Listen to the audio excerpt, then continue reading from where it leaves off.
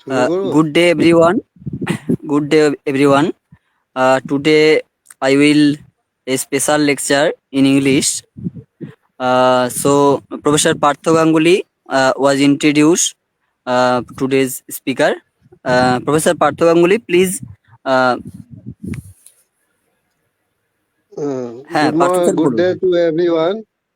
Good day to everyone.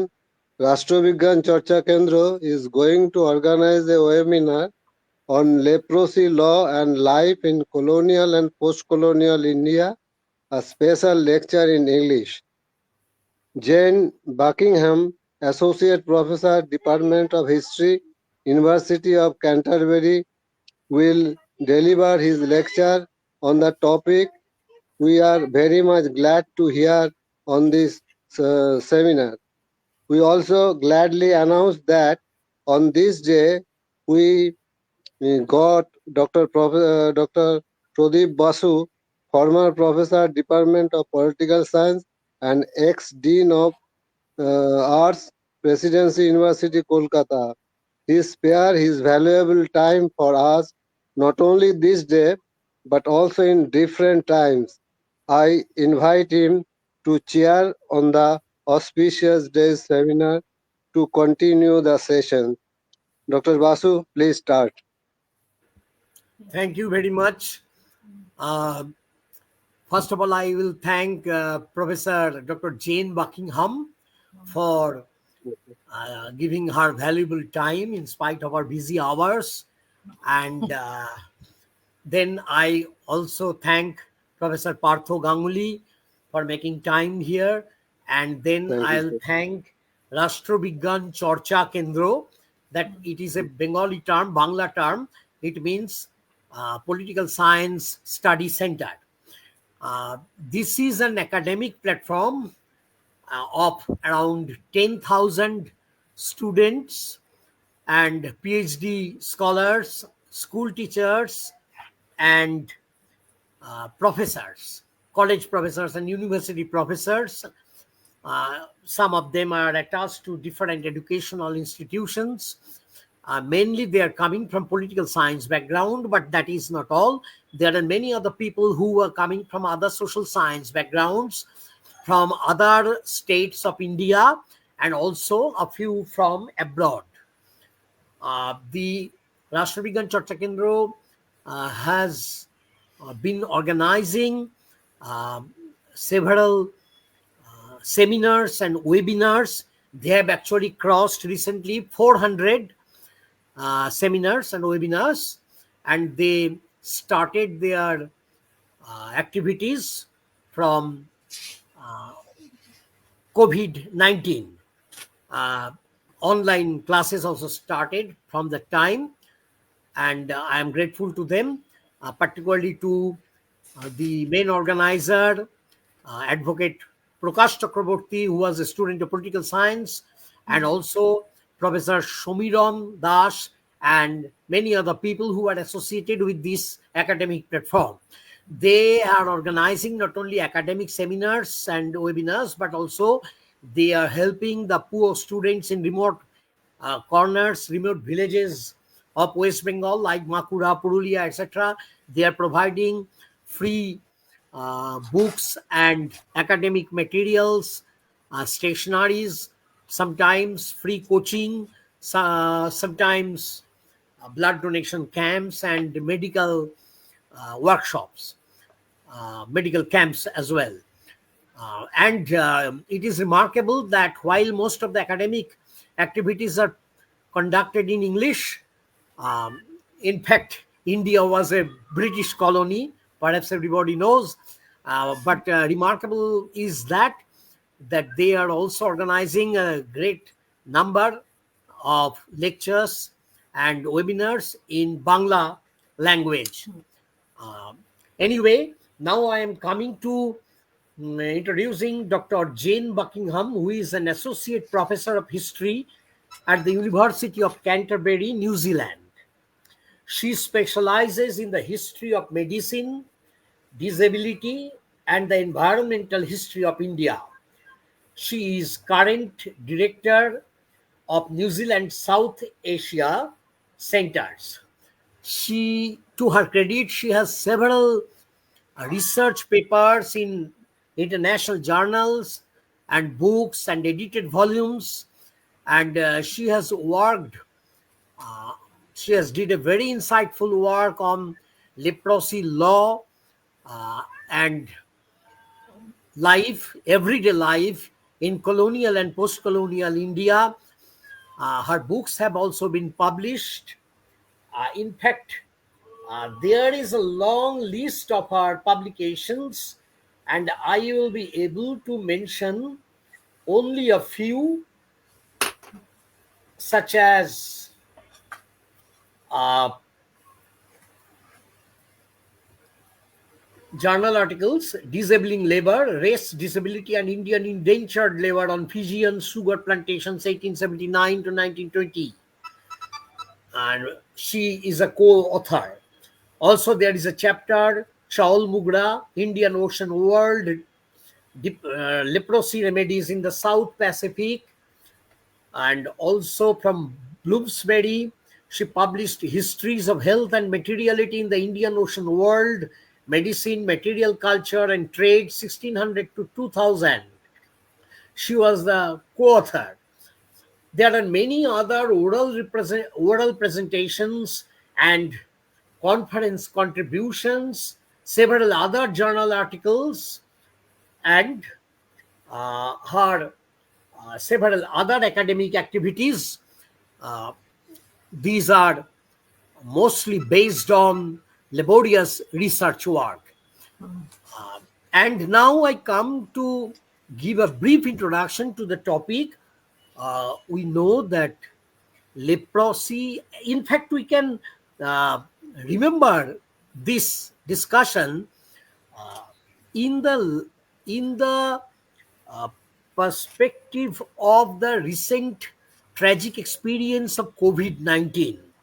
You Yes. know, thousands of people have suffered from these, and several hundred died all over the world. And we still remember the memories of COVID-19 are still fresh in our mind. In fact, me and my wife were admitted in Calcutta hospitals and spent 10 or 12 days, and still suffering some other uh, ill developments from this COVID-19. Anyway, uh, leprosy is an endemic, but of course, a medical illness. But the very remarkable feature of leprosy to us is that it is associated with severe type of social hatred, shame, discrimination, and sometimes legal discrimination.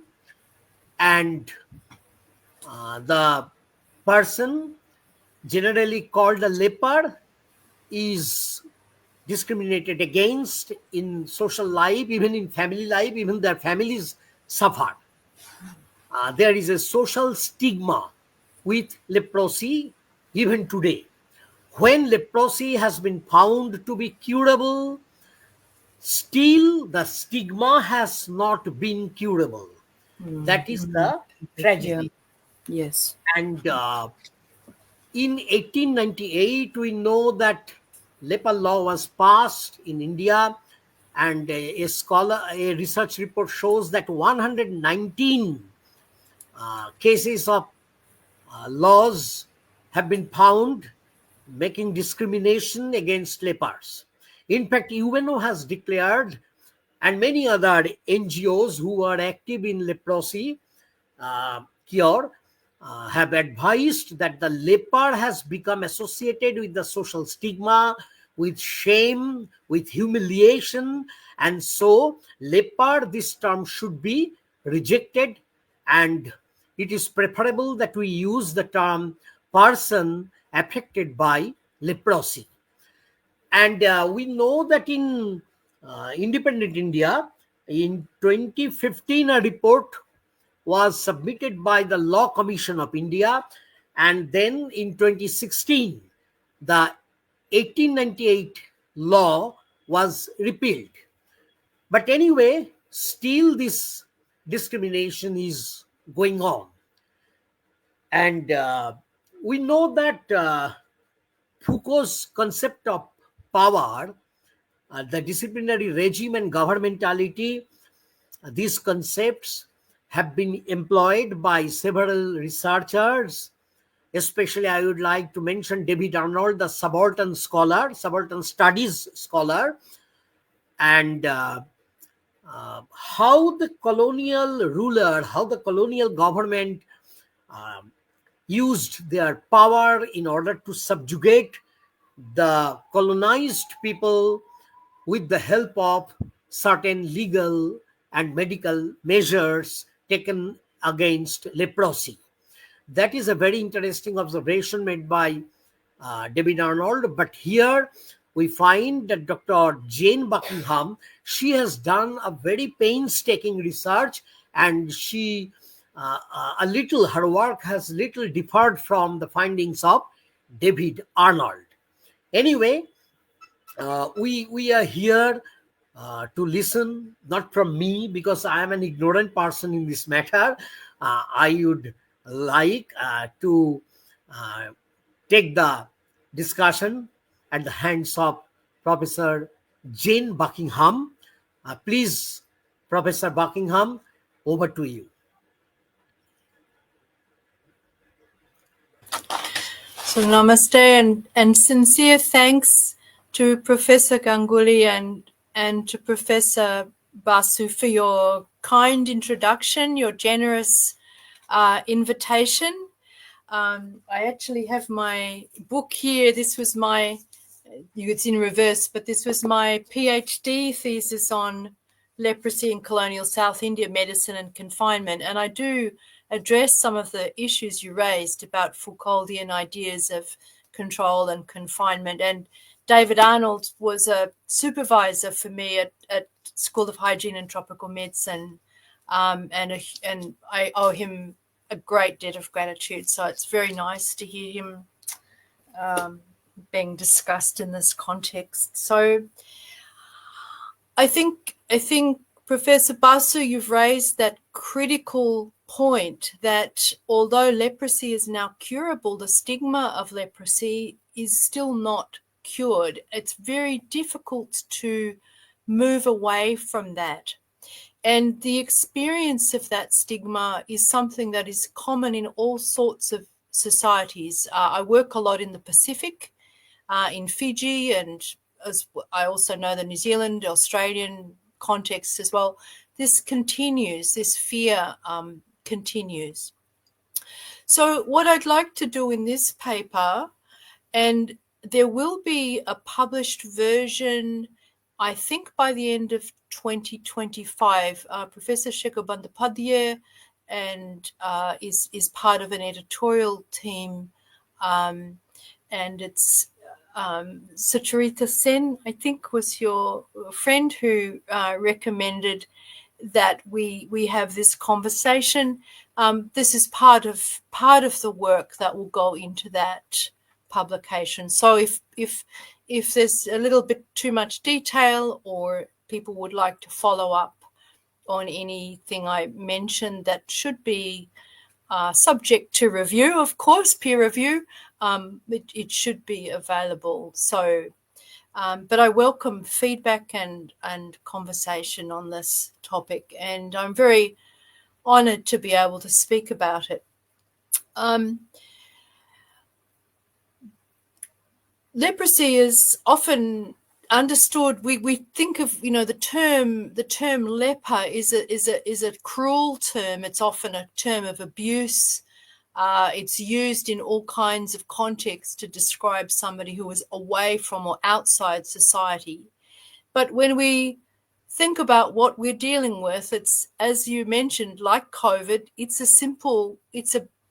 something that we can't see with the naked eye. It is a mycobacterium, and it happens to stain red. And you can see these little rods here are, it's a very small, a very weak mycobacterium. It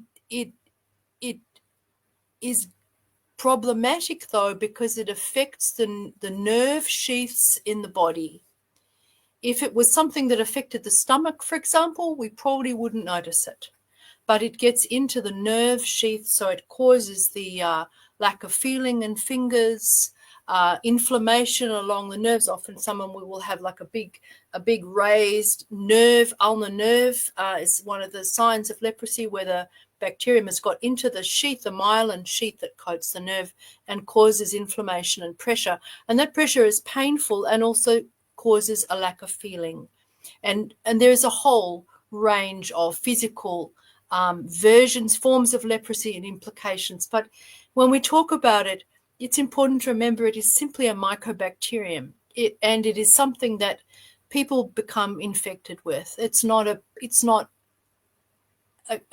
crime. It's not a personal slight on them. It is simply that it's a bacterium. And it was discovered by Hansen in Norway in 1878, which is where the term Hansen's disease comes from. It's also often termed Hansen's disease. And we often, we're going to talk about leprosy in the Indian context, in the Indian legal context, but it's worth remembering that when the British came to India, they brought with them a whole set of ideas and beliefs about leprosy, which had a very long trajectory and went back at least as far as the medieval period in Europe. And this image reflects a very common idea that the leprosy person, you can see here, this tool being held in the hand is actually a kind of clapper, so that the medieval person with leprosy had to use this clapper or ring a bell to show that they were approaching, so people could move away and back away from them. And you have the person here turning them away from the gates of the building. And this gentleman is crippled and he has sores and some of the characteristics of the disease. So this idea of leprosy as being something terrible that should be shunned and feared is something that was part of European historical tradition, as well as something that's within Indian historical tradition. So I will just keep that image for now. And if we think about, and I think I have until, what time would you like me to stop speaking for questions? So.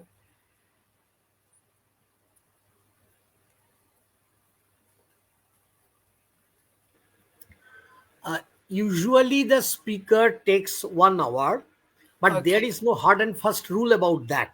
Okay, You can fine. take your time. And Yeah, after that, we generally have question answer session for half an hour or 1 hour. That also varies. Yeah, I don't want to take too long if there's a deadline on your. Okay, thank you. Sorry to disrupt the proceedings. So it's important to remember this wider context. So when we think about leprosy in the British context, they bring some of this baggage with them to India. And if you'll forgive me, I'll read portions of my paper so that I keep a coherent flow. The end of the 19th and coming into the 20th centuries marked a period of considerable change in leprosy management in India, and this coincided with the rise of nationalism in the late 19th century and Indian independence in 1947, India's rejection of Dominion status to become a republic in 1950. Now, these transitions also were reflected in the way that the state interacted with people who had leprosy. Both colonial and post-colonial government interests were also pushed forward by changing medical opportunities in the treatment of leprosy.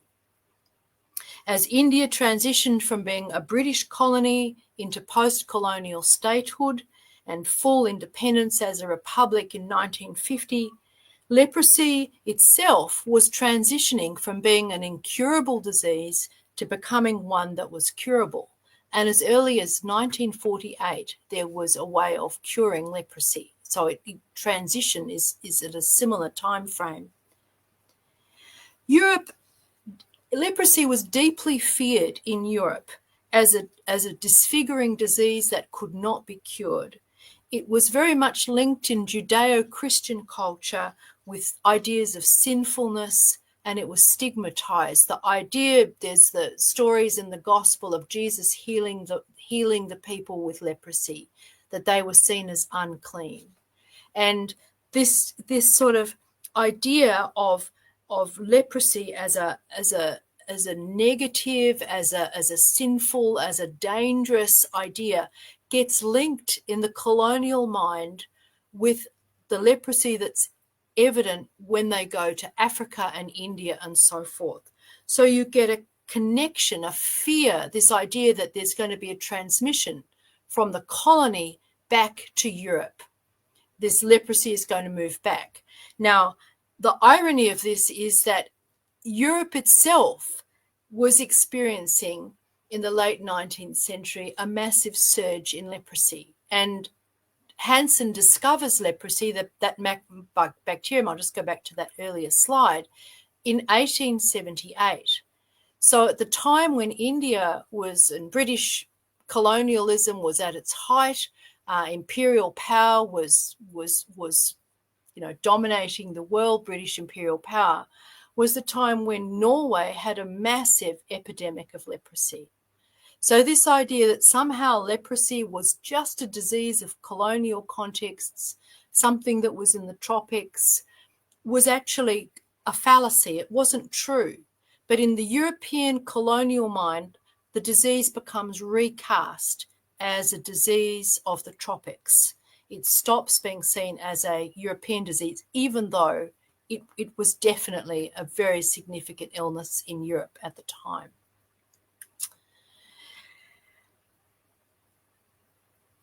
In India, there was also a strong history of association of leprosy with karmic transgression, that somehow the person who had leprosy in their previous life, they may have done something that transgressed their dharma and their responsibilities.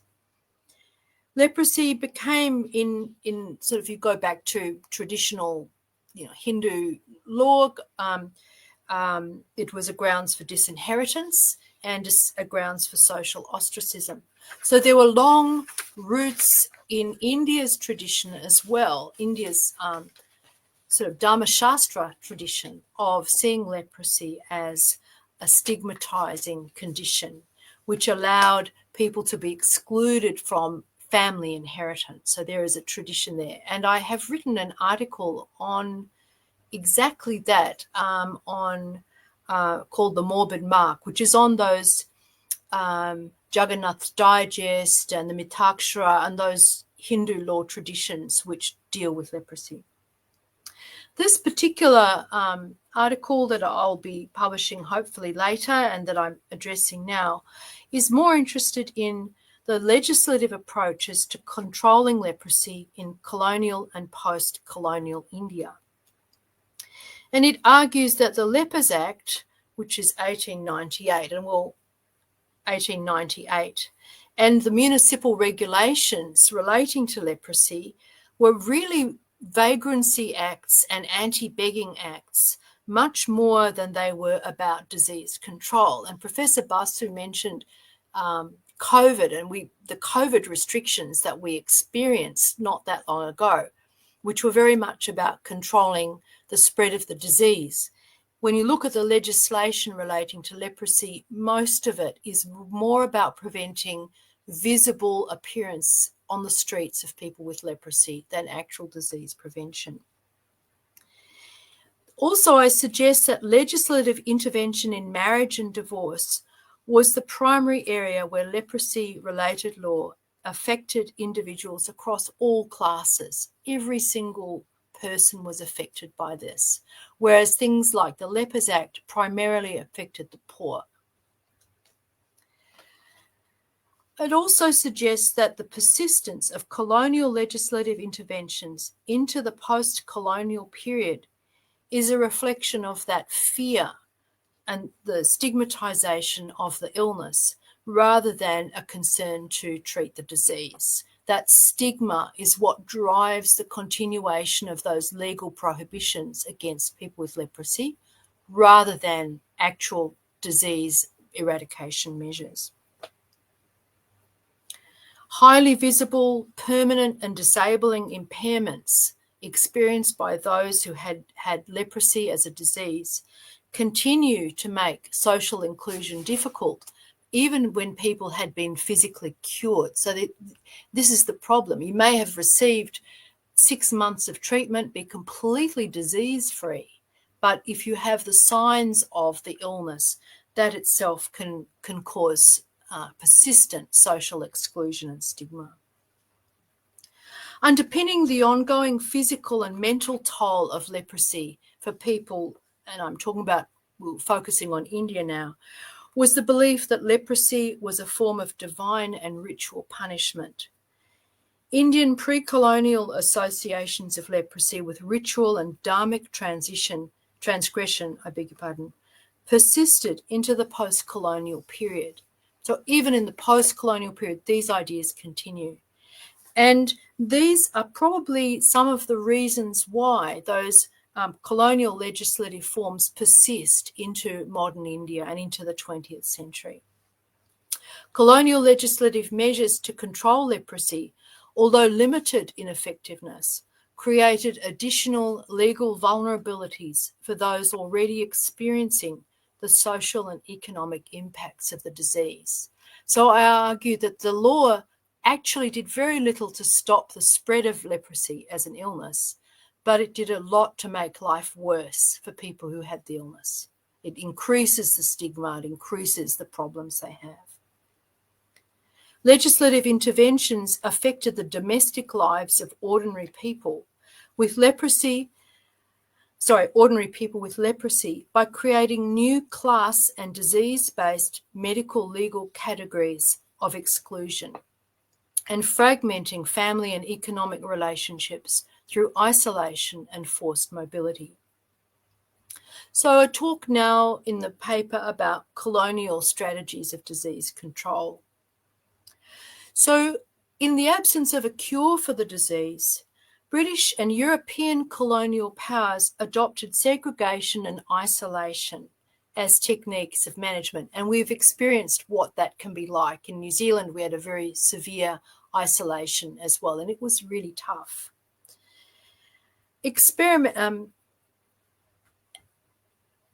Interestingly, the British and other European powers who are all engaged in colonial exploits at this time get together and develop a coherent response to leprosy in the late 19th century. And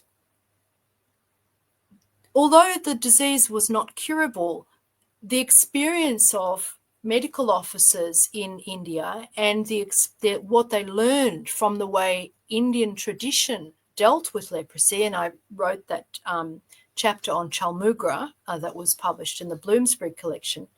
Chalmugra became actually the preferred treatment of leprosy throughout the British colonies and also in wider European colonies as well. So Chalmugra, which was the Indian traditional way of dealing with leprosy, becomes the treatment that's used everywhere, and it becomes exported from Britain. There are plantations set up in the colonies to treat leprosy. So that India has a central role actually in providing the only effective treatment, or at the time, the only effective treatment until antibiotic medicine becomes available. Even so, the disease remains intractable. Chalmugra could help, but it couldn't kill the bugs, so to speak.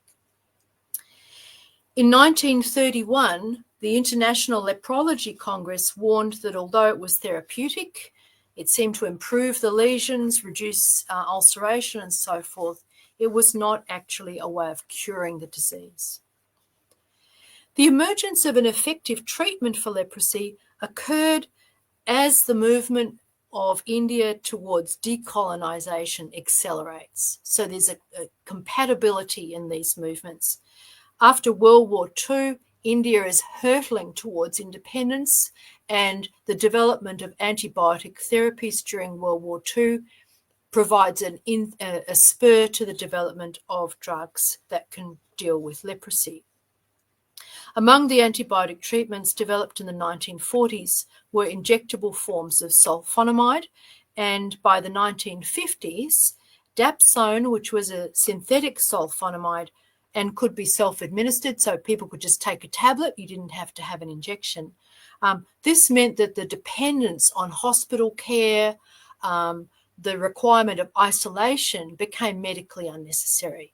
You could be treated as an outpatient. You could take your medicine, go away, take your medicine regularly, and you would be cured.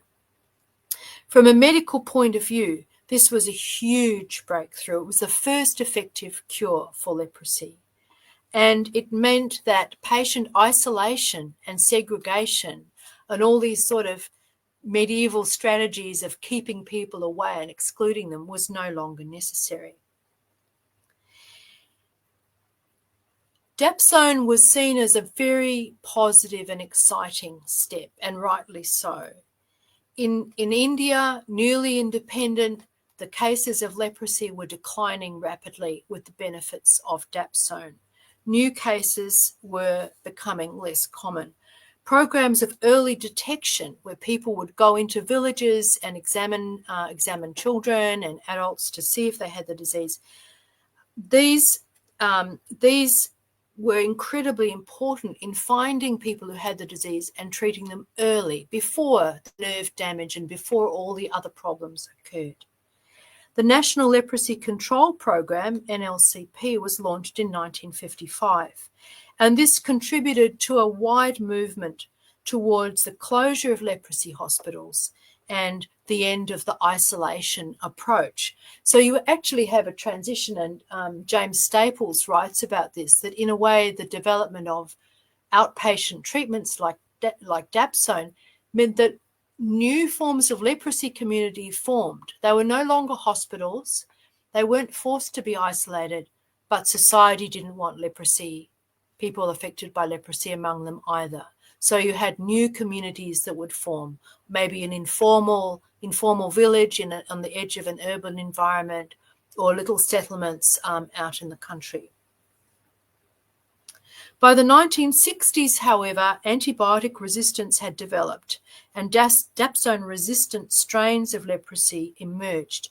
And this was a great tragedy. And I've read patient records where you can see the gradual despair creeping into the notes as the doctors and nurses record the disease coming back and a relapse. The other problem was that the physical signs of leprosy, the changes to the nose and ears, the dropped foot, which you can see on this slide here, this contraction of the ligaments and tendons, which causes the foot to drop, these signs would remain even if the disease was cured. Leprosy can cause blindness, it can cause the hands to claw and so on. And this meant that although people could in some cases be cured, they still were affected by stigma. It was not until the mid-1980s that a new form of drug therapy, known as multi-drug therapy or MDT, which used a combination of antibiotics, that this meant that there was an effective cure for leprosy again, a much better and more effective. And it became embedded in the National Leprosy Eradication Program in India in 1982. So from the 1940s, let's say 1950, when it becomes really established, 1950 you have a antibiotic form of cure for leprosy. When that starts to fail in the 1960s, you have another form of treatment which will eradicate leprosy in the 1980s. However, despite this, legislation doesn't follow the same pattern at all.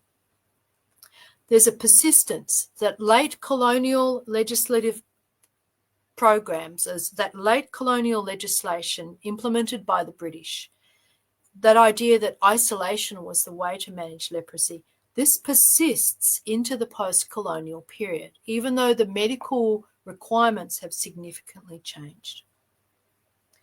And this is partly a reflection of the difficulty in treating the disease, and also that those visual impacts and the disabling impacts of the disease remain, and also that there's that social stigmatization. There's still that feeling that something must be, somehow the person with the illness is responsible. They're not, but there are those strong social expectations, and you have similar traditions that existed in Europe as well. So if we look at the colonial strategies of leprosy isolation,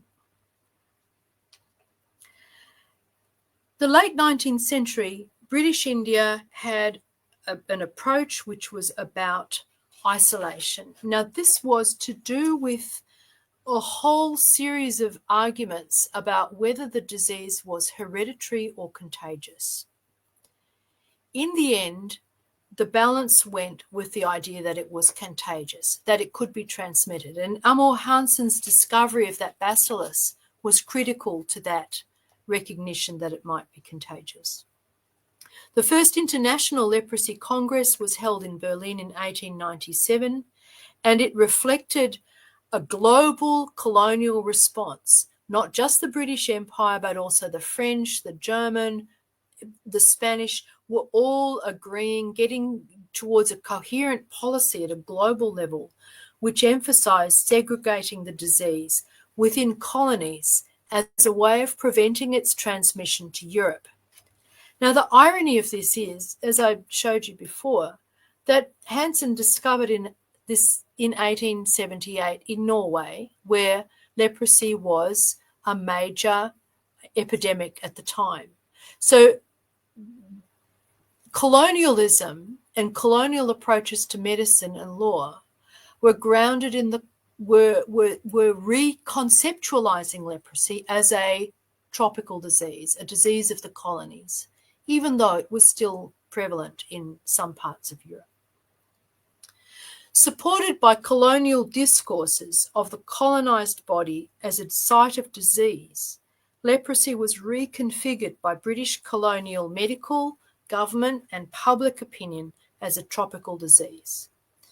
And it was racialized as well, despite the fact that there were cases where famous, for example, Father Damien, the famous Belgian priest at Molokai who contracted it, the disease was also racialized as a disease of non-white and colonized peoples. So it was a European disease, but it becomes reconfigured in colonial discourse as a disease of non-white and colonized peoples.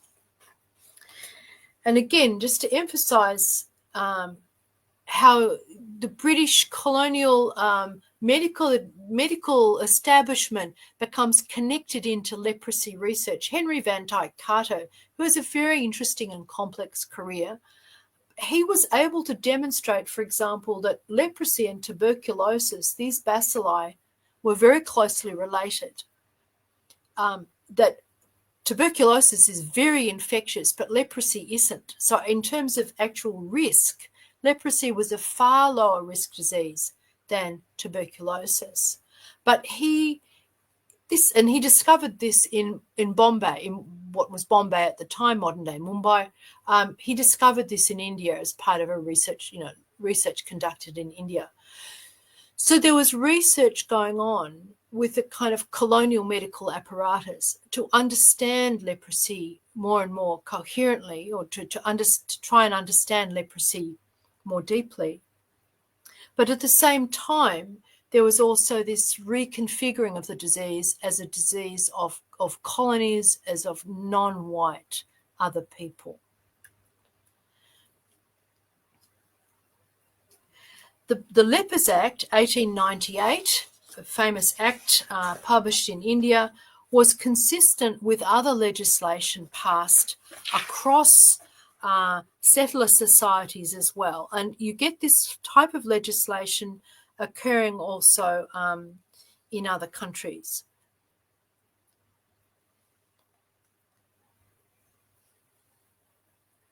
The thing that was interesting about this is that primarily this act was about isolating people who were poor and visible who had leprosy.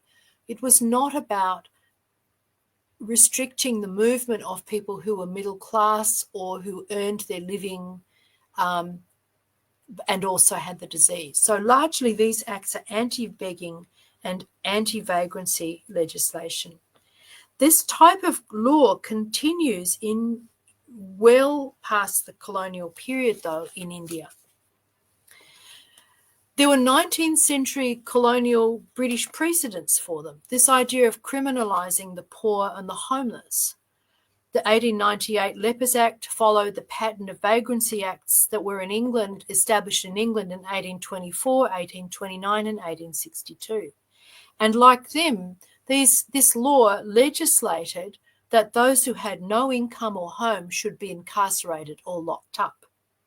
The focus of the act on the vagrant poor reflected a colonial reluctance to interfere in middle-class Indian life. And it also confirmed a lingering Benthamite idea that legislation could discipline those who did not have a respectable occupation or abode. And we talk about Foucault and his concept of discipline. The Benthamite ideas that were informing British colonial policy at the time were very much practical implementing, very interested in practical implementation of forms of government that were intended to discipline people who were not working, and who did not have a home.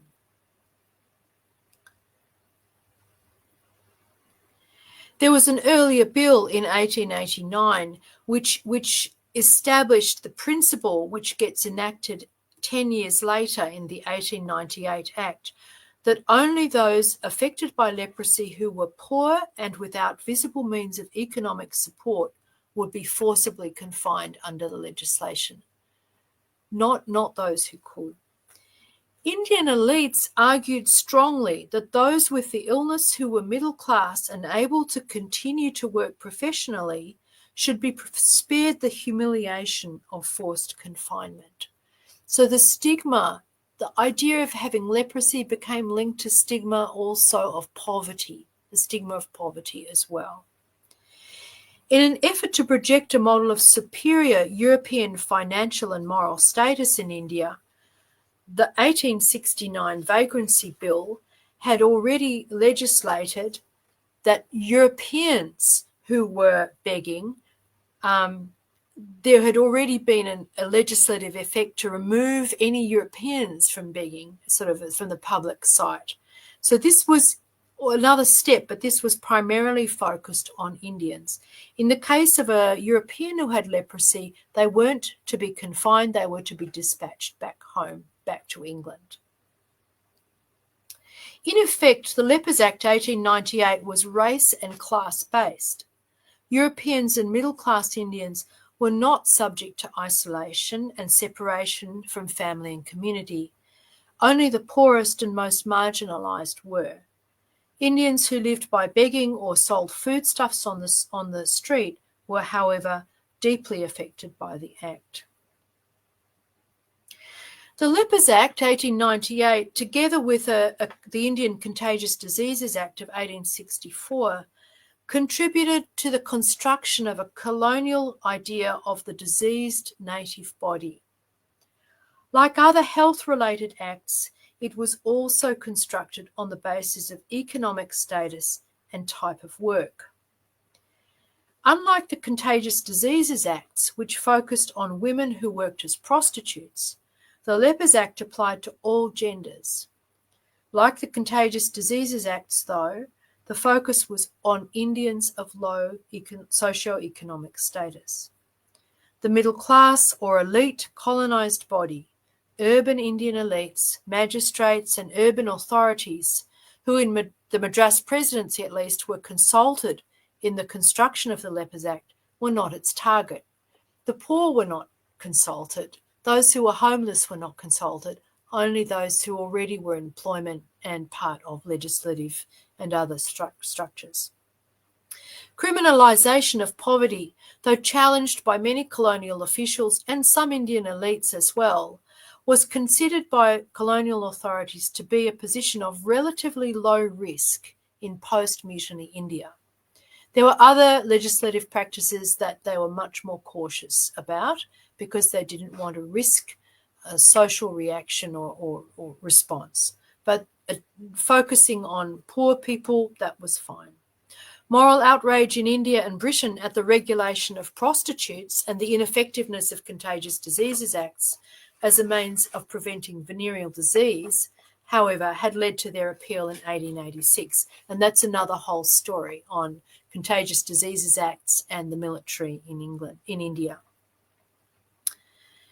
Leprosy control legislation did not spark such outrage, even though it placed the ordinary life of the individual under observation and scrutiny within colonial medical and legal systems.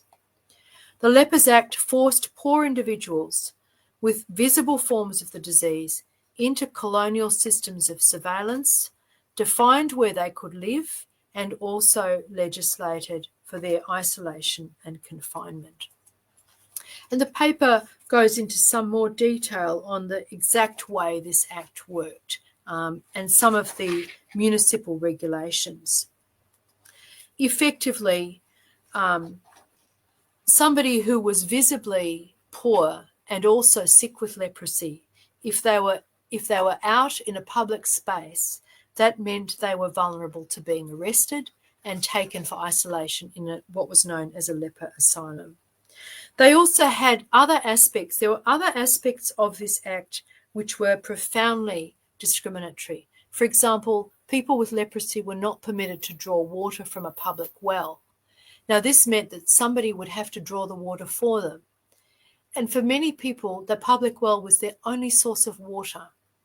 So, in effect, it made drinking water a crime. So the impact on an ordinary person's life was profound.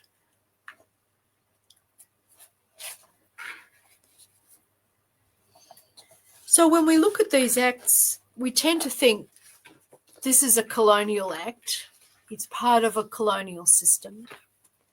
And as is the case in New Zealand and Australia and any other country, we tend to think, well, once there's a change of government or once independence is established, once the relationships between the state and the ordinary person change, that acts which make no sense or which are discriminatory will be removed.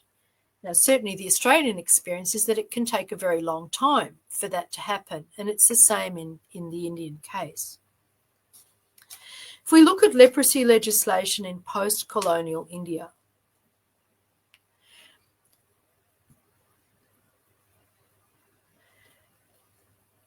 the Lepers Act 1898 was embedded in colonial strategies for protecting Europe from the transmission of leprosy from the colonies, as well as preventing it being transmitted to Europeans in India. But in India, as in many other former colonies, this kind of act persisted well into the post-colonial period. The Lepers Act was still on India's books in 2010, when reflecting both India's independent sovereignty and inclusion within the global community of independent nations. India was among the signatories to the United Nations resolution on the elimination of discrimination against persons affected by leprosy and their family members. So India was a signatory, willingly signed it while the legislation was still on the books.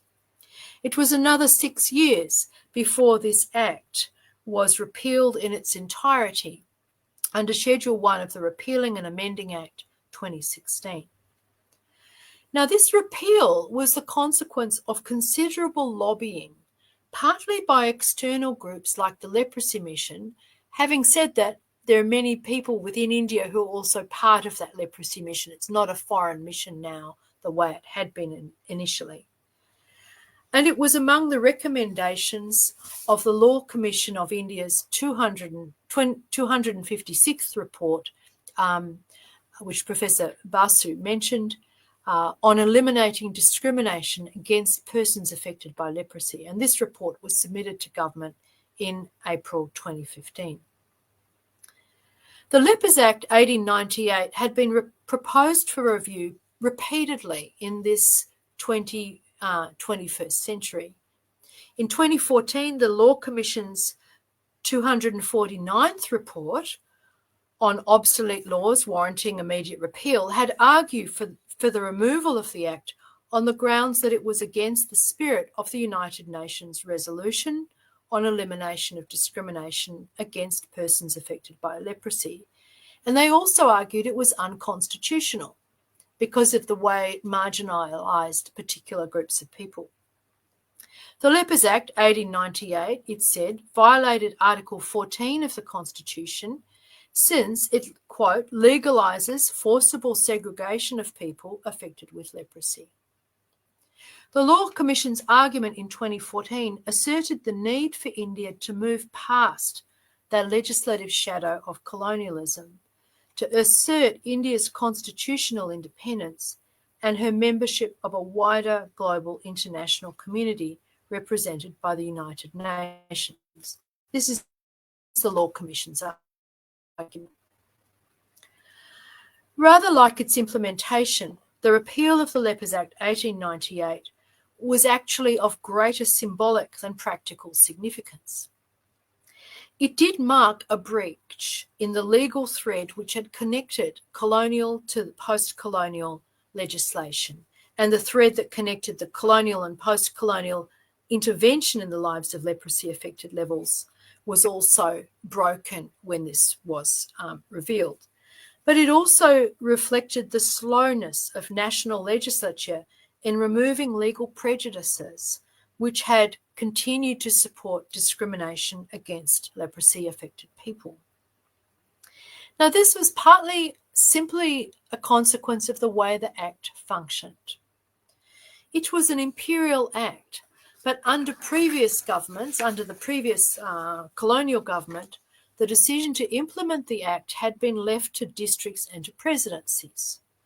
So by the time the Lepers Act 1898, the National Act, was repealed by the Government of India, many states had already repealed it within their jurisdictions. So the state legislatures were ahead of the national legislature. For example, it was implemented in the Madras Presidency in 1913. So that Madras had been slow to implement the Lepers Act. 1898, it took till 1913 before they implemented it. But the state of Tamil Nadu repealed the Lepers Act within its state in 1898. So they were well ahead, and other states similarly, of the central government. In arguing for the repeal of the Lepers Act at a national level, the Law Commission of India's 2015 report on eliminating discrimination against persons affected by leprosy emphasised the barriers to accessing leprosy treatment despite the ready availability of MDT, multi-drug therapy, particularly since the 1980s. The 2015 report noted that the primary barrier to seeking treatment was stigma, and Professor Basu made this point very well, that although the disease was curable, the stigma had not been curable.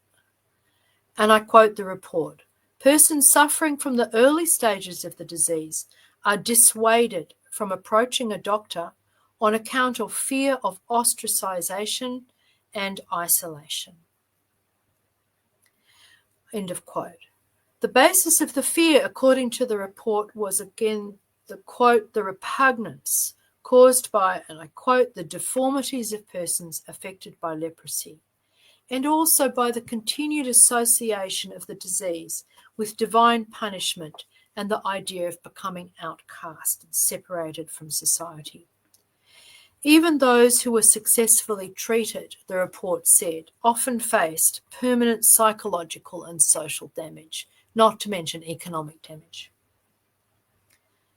The Law Commission argued that by repealing laws that both directly and indirectly provoked social and political conditions of discrimination, it's possible that the social stigmatization of the disease could also be reduced. Now, this is one of those big questions. How much does law contribute to public perceptions of criminality? How much does it contribute to stigmatization? But the Law Commission argued that it did contribute, that because it was a condition which criminalized leprosy, the way the law was written, that this was fundamentally stigmatizing. Moreover, the Commission argued by revoking this legislation, it could encourage people to seek medical treatment early and avoid transmission or disability as a consequence of a neglected infection. And this is one of the tragedies of leprosy, that the longer you leave it, the more damage the disease does to the body. But if it can be treated quickly, effectively, the disease impact on the body is negligible, very minor. The Indian Law Commission emphasised in its 2015 report that multi-drug therapy had made legal requirements of isolation and segregation redundant, because the first dose, just one dose of multi-drug therapy, eradicated almost 100% of the mycobacterium and made the patient non-infectious. So one dose and the patient is not infectious anymore.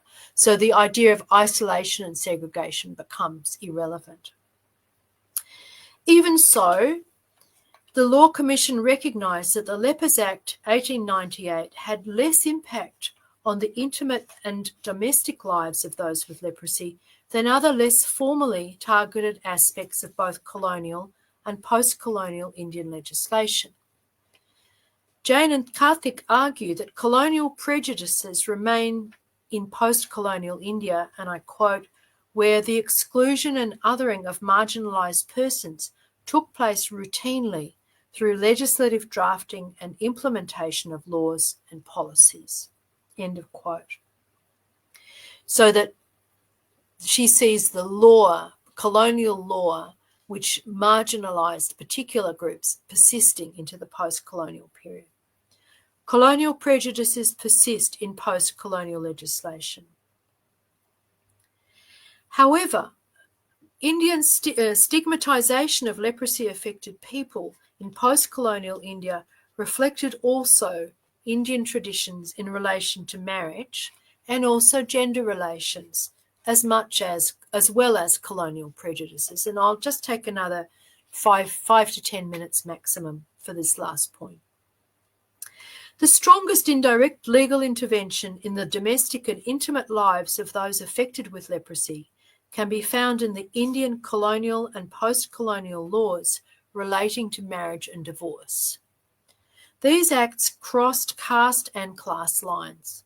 The Divorce Act of 1869, amended in 2001, included among the grounds for dissolution of marriage the grounds that the respondent has, I quote, for a period of not less than 2 years immediately preceding the presentation of the petition, been suffering from a virulent and incurable form of leprosy, end of quote. Now, by 2010, leprosy was very much curable. This act was typical of a series of acts relating to the conditions of marriage and divorce, which continued to impact the lives of those with leprosy, despite the fact that the disease, it was curable from the 1950s, but problematic, but from the 1980s, definitely curable. So despite the fact that it was curable, these laws reflected an older idea that it was an incurable and intractable disease.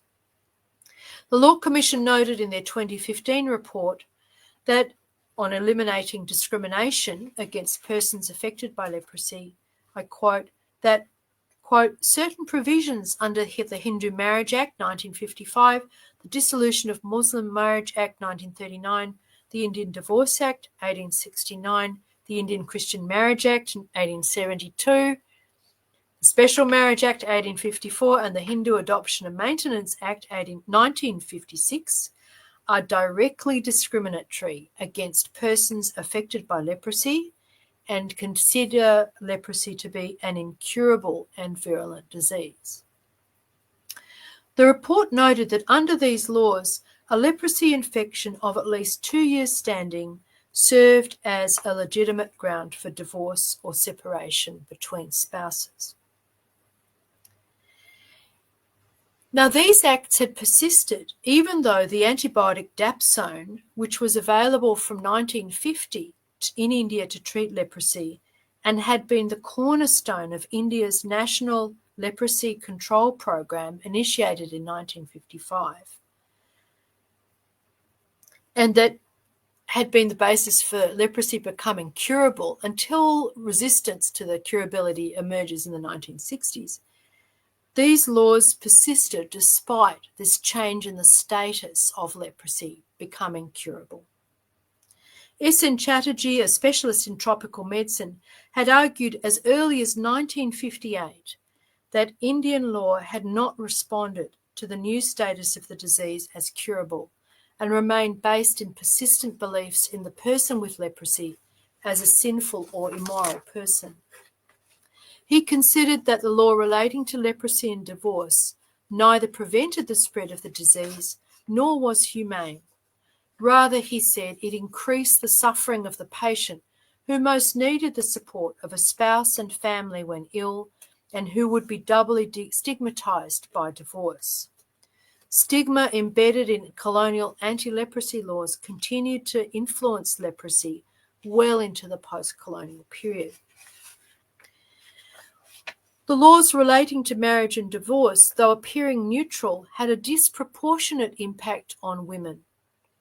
As Price noted decades later, I quote, "The indifference faced by women affected by leprosy from their families caused them great suffering." And I've had conversations with people who live on the pavement in South India, in Chennai, about this, that when women would get leprosy, their husbands deserted them, their children would have nothing to do with them. They were no longer invited to any family events, they were completely excluded. And this was a source of profound emotional distress. Leprosy tends to have a higher incidence among men than women, but even so, women were disproportionately affected by the diagnosis. For women, a diagnosis of leprosy was often a cause of desertion by her husband and family, even if not formal divorce. Fear of diagnosis and avoidance of treatment put women at great risk of disability because they were frightened to go and get a diagnosis and then be rejected. Women with leprosy tended to be single, divorced, or separated from their husband. Consequently, they were socially and economically very vulnerable, having lost family and community support. Where domestic work was women's primary contribution to the household, the disabling impacts of leprosy on hand and feet often would make her unable to contribute at home. And if she was left excluded from the family, she also couldn't get manual work or work as a maid. Research conducted in Nagpur at the close of the 20th century talked about the adverse effects of leprosy on women in comparison with men diagnosed with the disease. They were more likely to be isolated and separated from other family members and children, even if they remained in the household. Women who were not married were more likely than men to not seek medical care for fear that their ability to get married would be affected if they were diagnosed with leprosy. Those who were poor, poverty and the stigma of being without a husband made the stigma of leprosy far worse. A man who had leprosy could maintain some level of respect, which helped him to have a stronger financial and social position than a woman. But for the subordinate status of a woman in the home, which had persisted from the colonial into the post-colonial period, meant that divorce and marriage law also were affecting her disproportionately when leprosy occurred.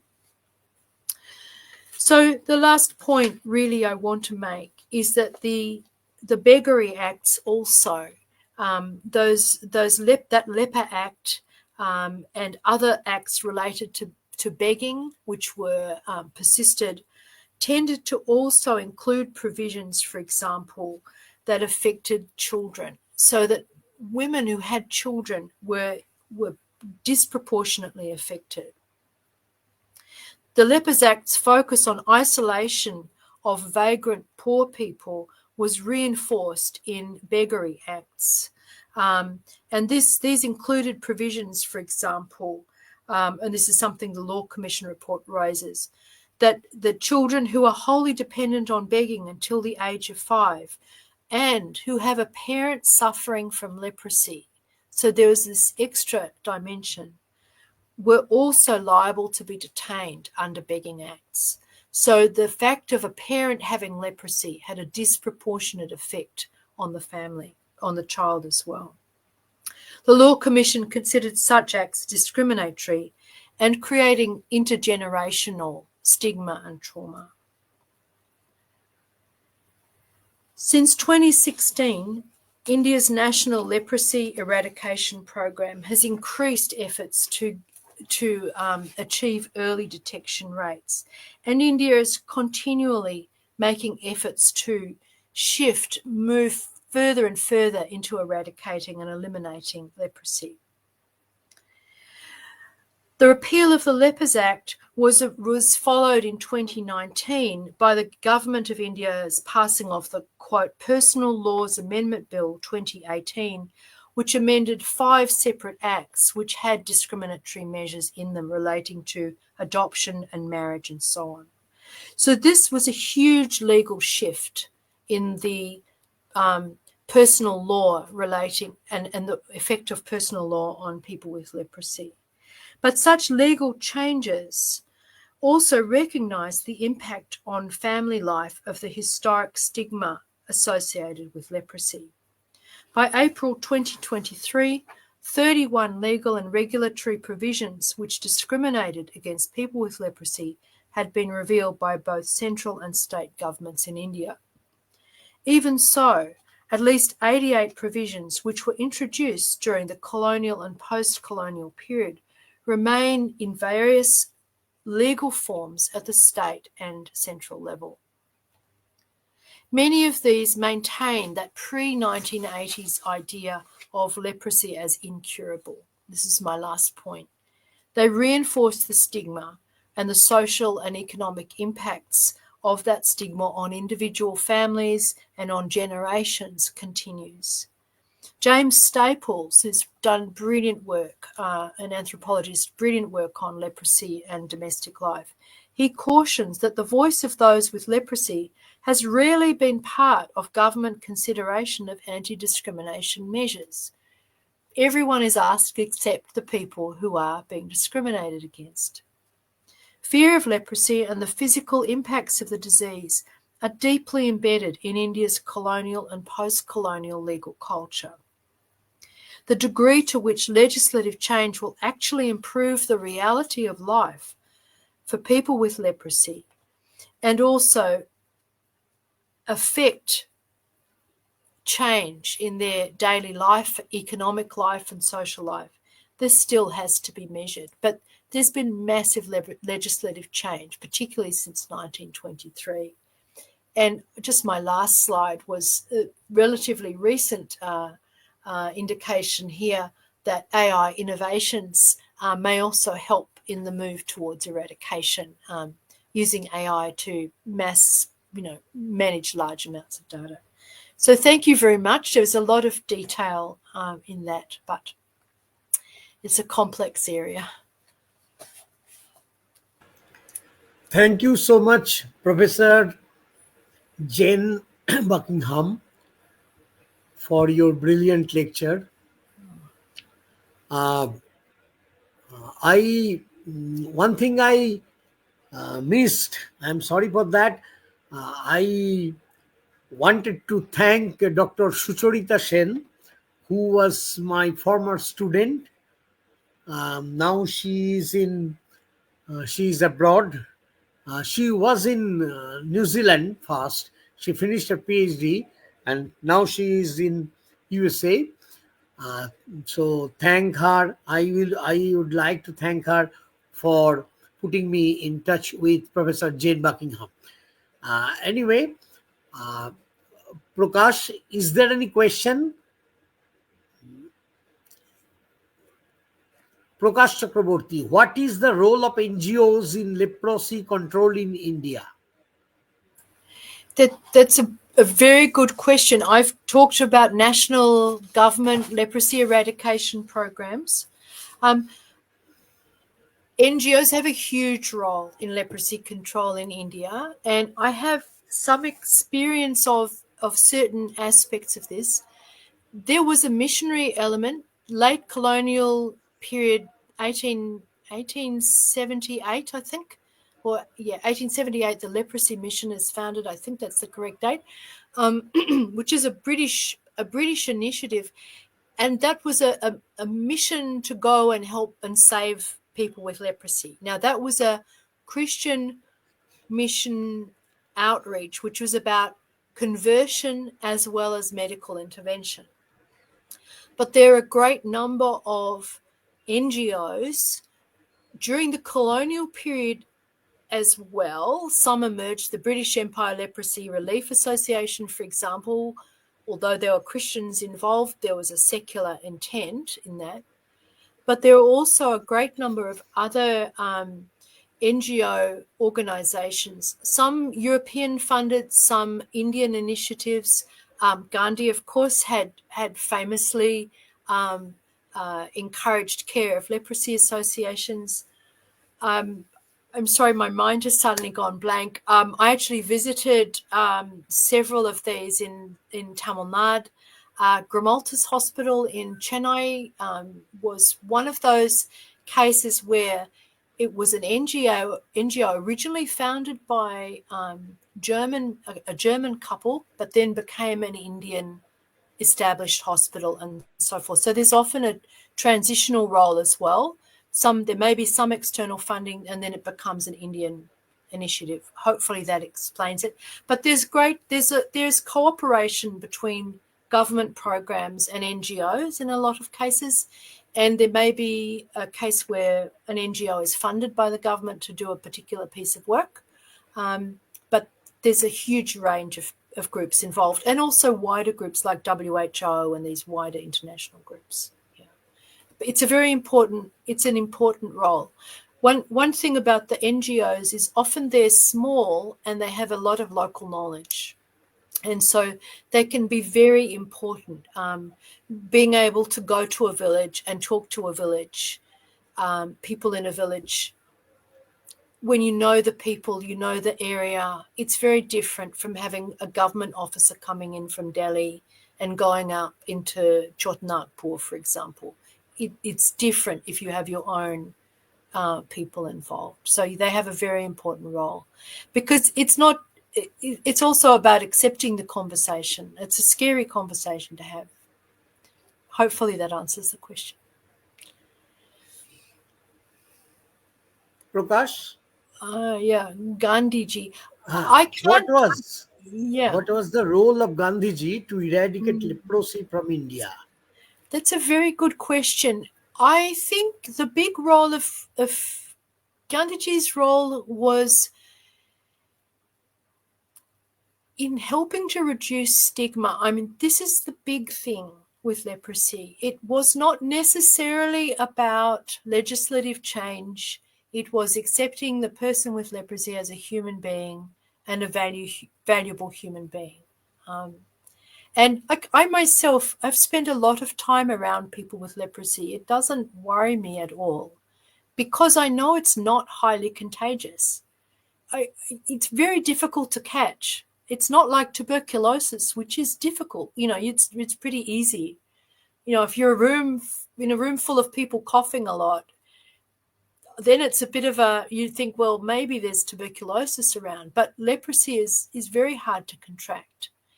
So it's not a high-risk illness. And what Gandhiji did was demonstrate that you could approach somebody with leprosy, you could touch someone with leprosy, and you wouldn't get sick. It was an okay thing to do, and I think that's where he was helpful. Thank you, ma'am. So there is no question in other. Oh, Oh. I have a few questions. May I? Okay. Yeah. First, Professor Jane, leprosy was considered to be associated with some sort of spiritual or religious consideration.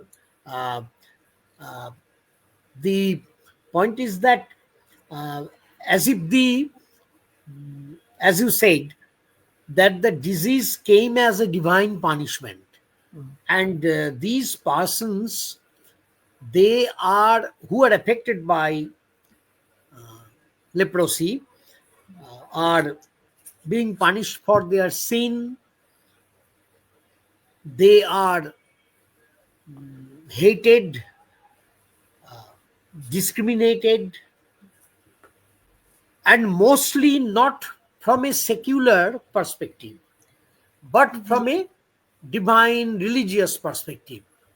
My question is that is my first question, that as compared to cholera, malaria, kalazar, pox, uh, maybe there is also some sort of similar consideration, similar attitude shown by the society towards the affected person, but leprosy patient is uh, suffering terribly. Yeah. This kind of association with sin or divine punishment and the resultant hatred, which was considered to be legitimate and justified from a moral, ethical, spiritual, and religious Yes. um, view. Uh, why has this happened in case of leprosy in such a pronounced way, uh, as compared to other kinds of endemics? Is there any explanation for this? That's a very deep and complex question. Just a minute. I'm just thinking. Yeah, excuse me.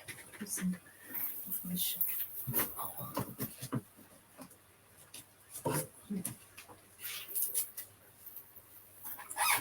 I have something in here that may be helpful. It's a very deep and interesting question. I think one of the factors with leprosy is that people don't die from it. If you have malaria, you get a terrible fever. It's evident there's a terrible fever. Kala azar, similar. Smallpox, there's Sitala, there's a deity. So there's a means of religious intervention to manage smallpox. And, you know, the Marilyn did brilliant work on this, the sort of tension between the emergence of, you know, the British brought in vaccination type thing, but there was already a tradition of dealing with smallpox, and that you treated the patient in a particular way with cooling substances, you know, yogurt, curds, these things that cool the body, as well as honoring the goddess and placating the goddess, so that there was a way of ameliorating and removing the anger of the goddess. But it isn't tied the same way as leprosy to, in the leprosy, like 7 generations back, something could have happened that is seen to have produced leprosy in that individual. Well, 7 generations is a long way back. You know, it's very hard to connect. But I think that partly the presence of these very high fevers and that death would happen very suddenly may have been a factor. The other thing is, what's so curious is that you have it, I won't say universal, but you similarly, you go back to Judaic pre-Christian ideas in Europe. You have a similar idea that the leprosy person with leprosy is unclean. They cannot enter They cannot enter the sacred part of the temple in Judaic tradition, even before Jesus. Jesus comes, you have the leprosy, the parables of the lepers, these come up over and over again. And they say, we're unclean. And he's like, no, it's nothing to do with what's happened there's no sin here. Like, I can free you of your sins, but the disease is a different matter. So Jesus starts to separate, in that tradition, there's a separation.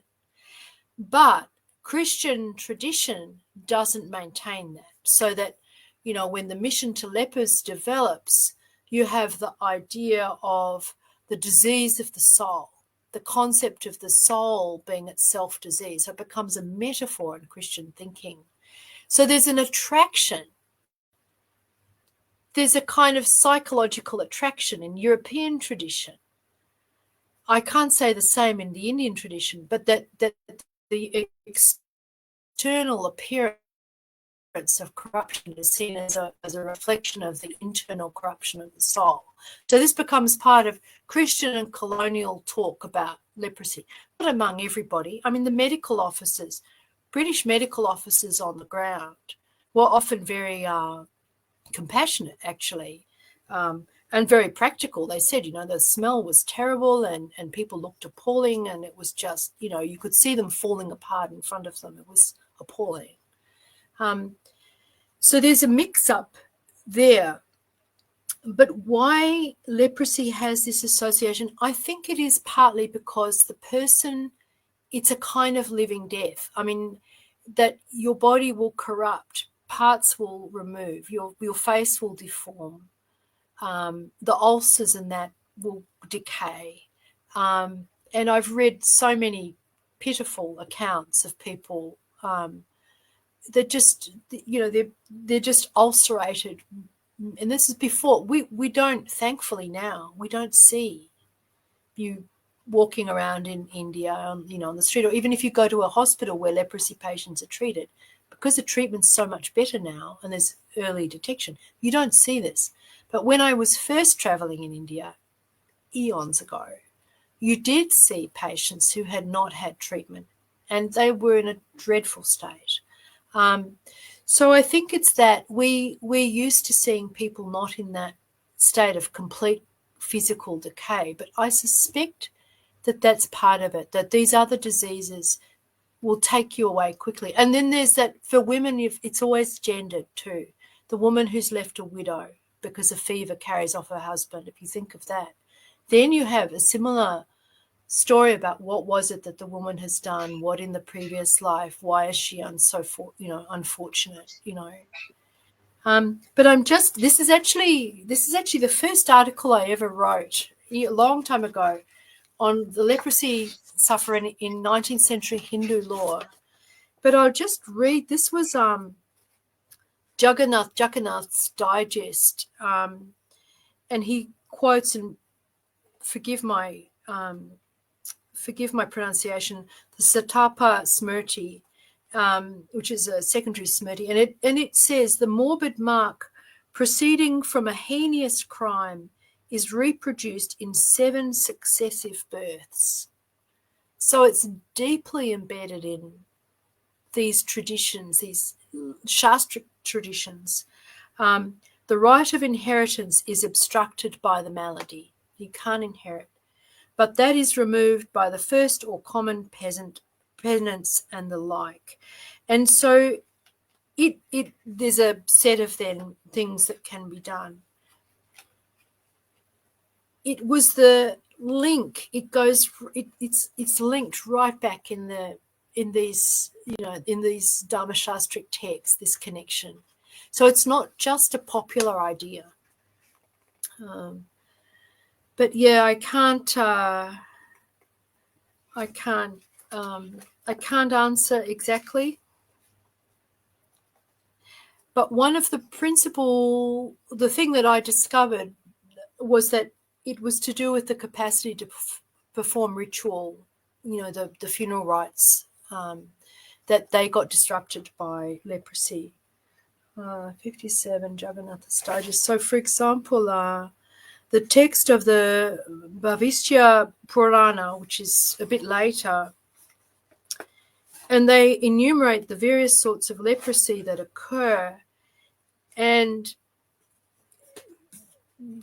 point 3, that among these that leper is most vile in respect of all religious acts. So it's actually specifically indicated who is afflicted with ulcers on all his limbs, especially on his temples, forehead, and nose. Well, that describes a particular form of leprosy, which is multibacillary, where you get those the sort of large lumps on the face. That's what that is talking about. So it's a very severe form. And then the next point in this Purana is, when he dies, let his corpse be cast near a sacred river or other holy place, or at the root of a sacred tree. Let not a funeral cake or libation of water be offered, nor his corpse be burnt, nor obsequies be celebrated. Oh, we've lost you.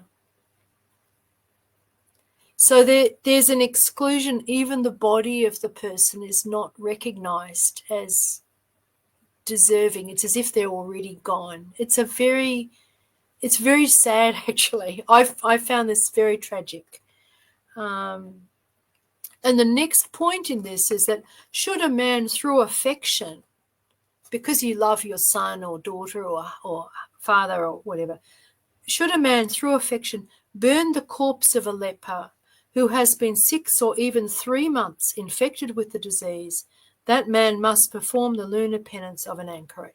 So if you give proper funeral rites, then you yourself have to perform. So it's absolutely embedded in a way that you don't find for malaria, cholera, typhoid. So this is from Bhavishya Purana text. So this is what this is about. It was in South Asia, 1997. Yeah, so I'm sorry I can't really answer the question except to say I suspect it's related to the fact that the person doesn't die and that they have the appearance of gradually disintegrating. And if you have seen very severe leprosy, and I have, it really is a very destabling of the body. And of course, it affects the mind. Sorry, it's a long answer. Yeah. And my next question is, it is something long, and there are some part questions, and it will be good if you can relate them and answer in a whole long reply. Actually, my point is that in one of your articles, and most probably I found it in Google Scholar, you are referring to the term governmentality, which was used by Michel Foucault, the Yes. French post-structuralist thinker. Yeah. And you also mentioned David Arnold. My questions are like this, that how do you Can you remember which article? I can't remember. Because I the term I have changes in different contexts. um, that no, actually, it was discussing leprosy in colonial and post-colonial India. Most probably, you referred the case in South India, something like that. But anyway, right now you also mentioned David Arnold. Uh, I just want to understand this, that how, what do you mean by governmentality, Yeah, that's instead of right. you instead of using the term government or Yeah. governance, Yes. and if you mean it, imply it with a Foucauldian sense, Yeah. then the point is that um, well, what is the exact difference between your view and the view of David Arnold? If Yeah. there are any substantive differences, can you please, in a lucid, simple way, can you please point out this in a very general way? And Probably. Yeah. And actually, the question is that if Foucault wanted to say that in the name of rescuing people from the dangers of endemic, uh, the certain governmental policies are there, colonial government adopted certain measures which were very important for kind of remedial measures which were very important for prevention and cure of endemic. Uh, and if David Arnold has followed that, the question is that a very common sense question that if colonial government has employed power in order to prevent endemic, then maybe this power has strengthened their grip over the colonized people, over Yeah. the everyday life of the colonized people. That Yeah. is quite possible. But Yeah. is that does it imply that it is not the responsibility of a government to prevent such endemics Yeah. in the Good point. public life? The government is supposed to employ its power in order to protect the citizens or the subject population. Yeah. So if we criticize, if we explore that these measures were actually used in order to reinforce their control over the everyday life of the colonized people, then are we being advised to oppose this kind of measures? But true that there are two sides. Yeah. Yeah. Of I agree. Yeah. Yeah. So on Yeah. the one hand, the colonial government is trying to protect the people from the disease. On the other hand, through their measures, they are strengthening their grip over the everyday life of the citizen. Thus, they are attacking the agency of the people, or they are hurting the subjectivity of the people. But this loss of subjectivity, how can it be protected or restored without taking certain measures to stop the disease? Yeah. Yeah. Uh, this question is a very common sense question, but it Yeah. is very confusing also. If Yeah. you please kindly throw you some light over this Mm. theoretical dilemma. Yeah. Yeah. Okay. Yep. Now I know it's the governmentality and sterilization. I've got it. I just found that article. Yep. So maybe I'll go backwards. I agree with you. We had this. In New Zealand, we had a very strong reaction to the pandemic, which everybody was very much on board with. But then they could only handle so much. And then there starts to be a pushback, and it's like you're impeding our rights and so forth, right? But the government was responsible for looking after the health of the population. That's how they saw their job. And really, the population also sees that too. If the government stops funding hospitals, for example, the population will be very upset about it. I think that tension comes out in moments of crisis. And the big difference is that the pandemic was, and it depends what you're reading. For some people, I have friends who don't believe it was real. I know it's real because my friend Rasheka Basu was on an ECMO machine for 2 weeks in Calcutta Hospital. He would have died without that. Your family was sick. So many of my Indian friends' family was sick. So we know that was real. In the case of leprosy, it's a little more complex. And David and Arnold and I are pretty much on the same page on most things, I think. And one thing that I remember discussing with him this point, right? When I was a brand new PhD student and I was like, oh, they've got this act and they're controlling the population with it. And this is, taking away the agency of the people. And he said, it's just a law. How many people are going to be arrested under that act? How many police are going to actually go up to someone with leprosy and catch them and take them to prison?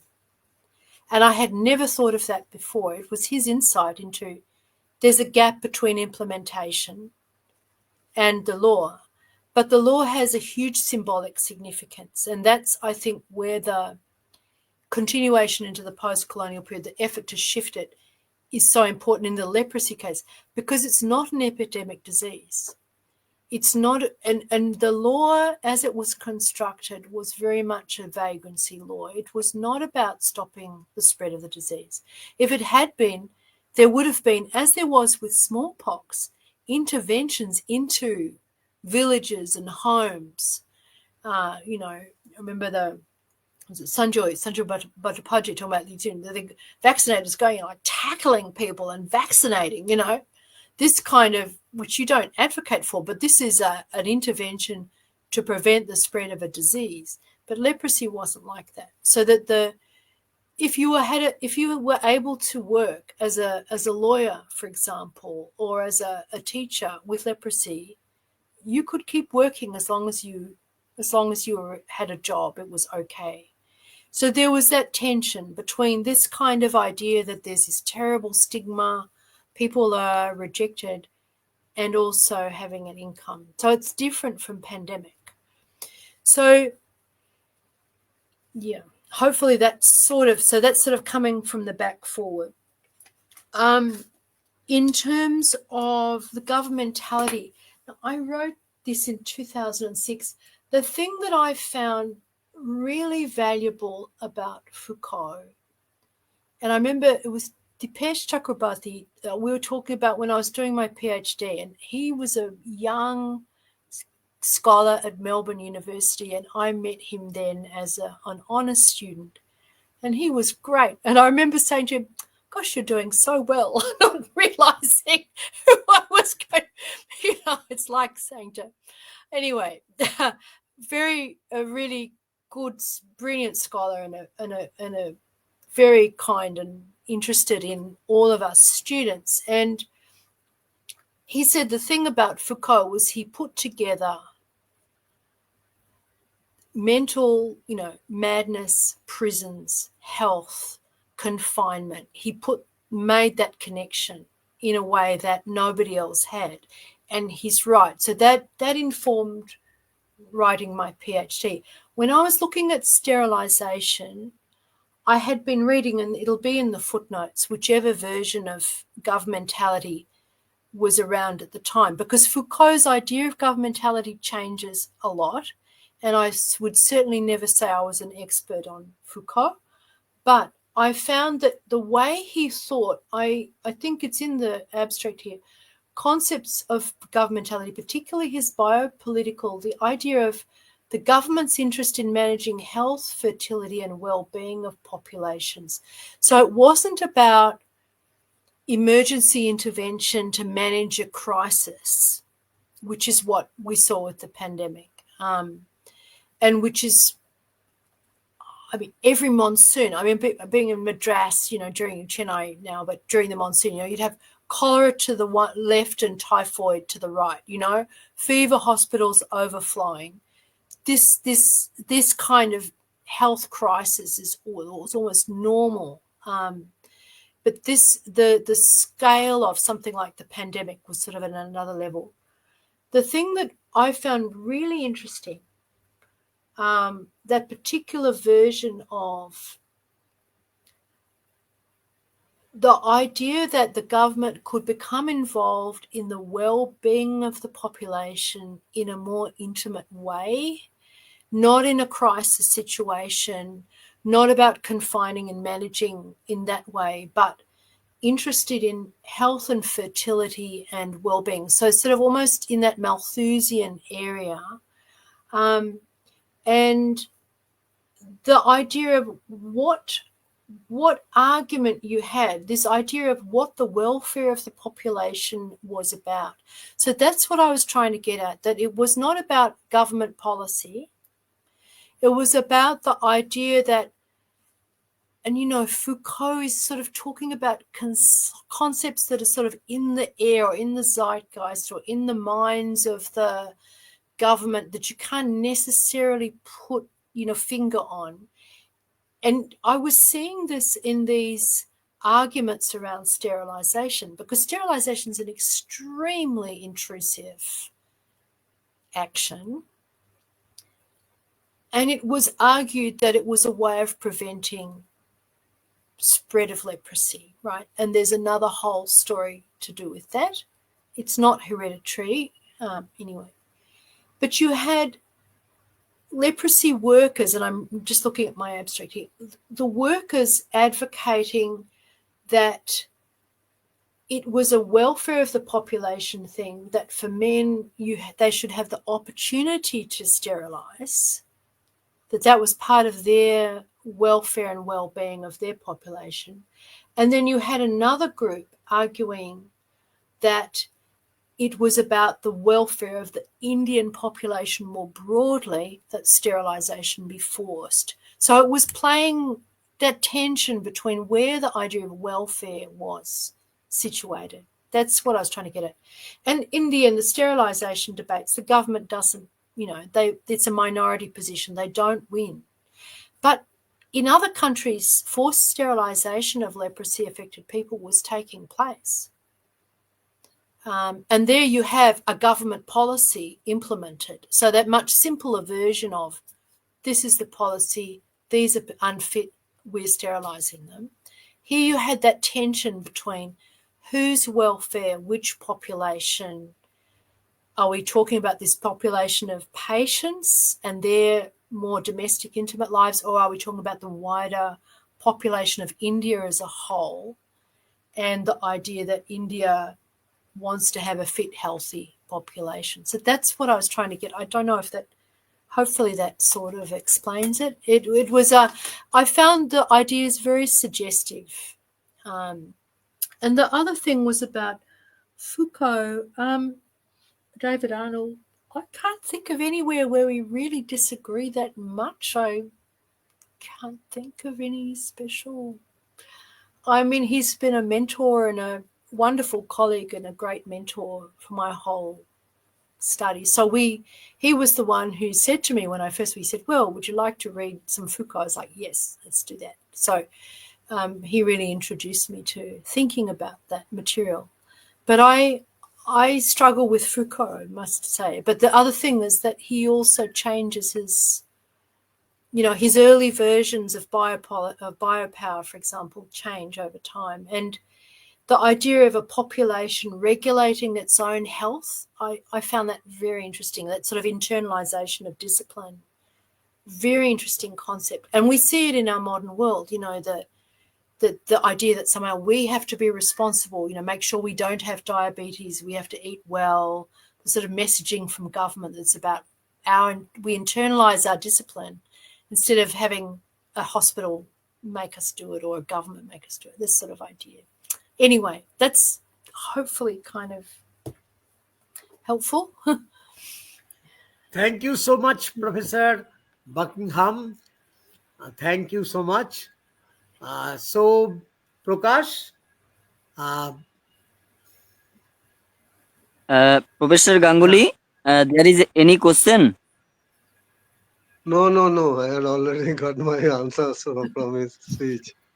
Thank you. At present, I have no Okay. questions, sir. Oh, thank you, Professor Buckingham and Professor Pradip Basu.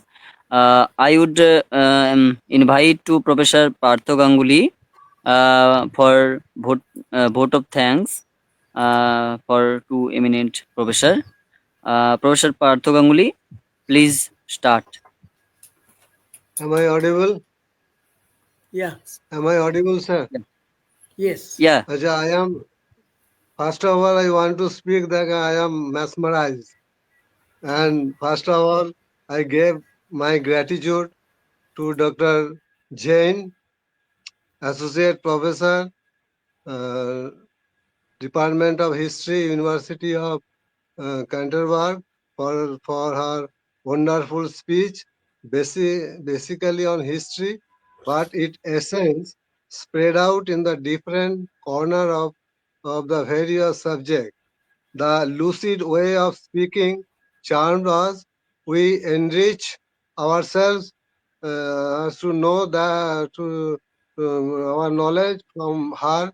Hope we will got her again in future. Thank you so much, Dr. Bekham. Thank you. Secondly, I gave gratitude to Dr. Pradip Basu, former professor, Department of Political Science, ex-dean of Arts Presidency University, Kolkata, who not only preside this day but also gave suggestions, just as a guardian guide his children. I have no words to say about him. Just pray, Asatoma Sadgama, Tamasoma Jyotirgama. It's a term from Upanishad, means from dishonesty led us to honesty, from dark led us to the light. Thank you, sir. You became a lamp to us who can show proper path. Thank you, sir. Thank you. Next, give the thanks to the listeners who who along along with us and hear and bear us. This is these are the mainly students are the treasures of us, the premises sessions for the well-being for them as well as enrich the sphere of the knowledge. Thank you all listeners. I also gave special thanks to the members of Rashtrabigyan Charcha Kendra who devote themselves for the well-being of Rashtrabigyan Kendra as well as put marks on the spread of other related subjects and also their social communication. Thank you. Thank you, sir. Thank you, Thank you, Professor Partho everyone. Ganguly and Professor Buckingham. This discussion session will be uploaded within 1 or 2 days and on the Okay. YouTube, and I will send you the link once again. Thank you. Yeah. Okay, sir. Thank you so much. Thank you, Mr. Beckham. Thank you so Thank you. much. I'm deeply honored, Professor Ganguly, to be able to present, and I really appreciate the invitation and the efforts to adjust to my strange time zone at the other end of the world. I thank you for your time and your patience, and sincerely hope that the conversation we have will be beneficial to those who are part of the wider audience. And hopefully the platform you provide is such a wonderful platform. It's so encouraging to have people thinking about bringing knowledge and learning and disseminating it in the world when the world can really seem like a place of ignorance and darkness. So thank you so much. It's been very heartening and Thank you, ma'am. encouraging. Thank you. Thank you, ma'am. Thank you so much. Yeah. And thank you, Professor Okay. Basu, for inviting me. I really appreciate it. And Thank you. thank you to Prakash Chakraborty, who's been so helpful in organizing things. So all the best. Good evening. Thank you, ma'am.